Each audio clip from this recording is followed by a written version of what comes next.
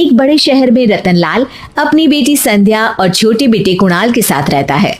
रतनलाल बहुत गरीब है और शराबी किस्म का आदमी है। वो रिक्शा चलाकर अपना जीवन यापन कर रहा है। रतनलाल एक अधेड़ उम्र के आदमी योगेश्वर को कभी कभी अपनी रिक्शा से मार्केट या मंदिर छोड़ता है और कभी कभी बाजार से उसका सामान भी ले आता है। एक दिन रतनलाल योगेश्वर से कहता है, साहब, आपके पास गाड़ी है, फिर भी आप कभी कभी रिक्शा से क्यों जाते हो?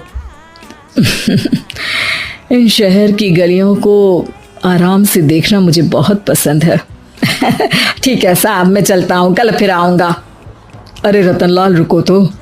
मैंने सुना है कि तुम अपनी बेटी को कुछ पैसों के बदले किसी को दे रहे हो। अभी किसी को बेचे नहीं तो क्या करे साहब। एक छोटा बेटा है, उसको पढ़ाना भी है, उसकी देखभाल भी करनी है, और अगर मैं बेटी को घर में रखूँगा तो उसकी शादी कैसे करूँगा साहब। तुमको कितने पैसे मिल रहे हैं? अब 50,000 साहब।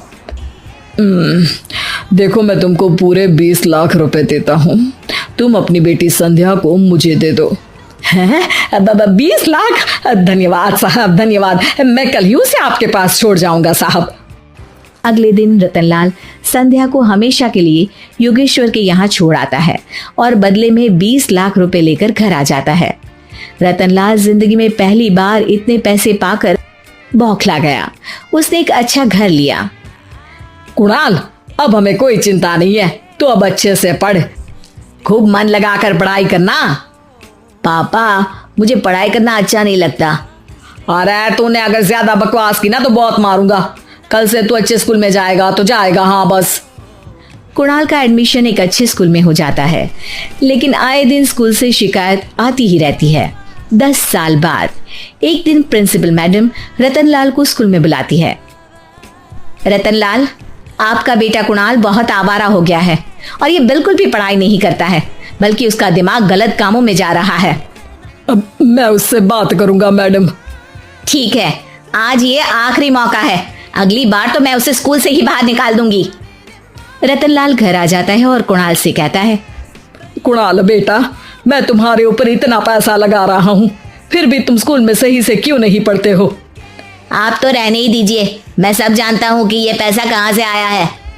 और वैसे भी अब ये पैसा मेरा है, मेरा जो भी मन होगा मैं करूँगा। आज के बाद मैं कभी स्कूल नहीं जाने वाला। रतनलाल को अपनी बेटी की याद आती है और वो रोने लगता है। 5 साल बाद कुणाल एक दिन एक लड़की को शादी करके घर ले आता है। पिताजी, ये मेरी पत्नी है स्वीटी। तुमने शादी कर ली? हाँ, शादी कर ली मैंने, दिखाई नहीं दे रहा। और अब से आप फिर से कमाना शुरू कर दो, बहुत बैठ कर खा लिया। कुणाल, तुम इस बुड्ढे को घर में क्यों रख रहे हो? देखो ना, ये शराब पीता है, इसे घर से बाहर निकाल फेंको। अरे स्वीटी, ये मेरे पापा है, कैसे बाहर निकाल दूं? और वैसे भी घर में कोई तो चाहिए ना काम करने वाला, नौकर समझ कर रख लो। इस बुड्ढी को तो घर से बाहर निकाल कर ही रहूंगी मैं कब तक इसके लिए खाना बनाऊंगी।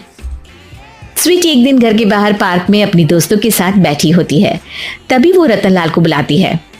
पिताजी, मेरे कमरे में मैं अपना फोन छोड़ आई हूँ, जरा ला कर तो देना। हाँ हाँ जरूर, अभी लेकर आता हूँ। रतनलाल फोन लेकर आ जाता है। कुछ समय बाद स्वीटी के फ्रेंड्स भी चले जाते हैं। स्वीटी अंदर आकर शोर मचाती है, चोर चोर।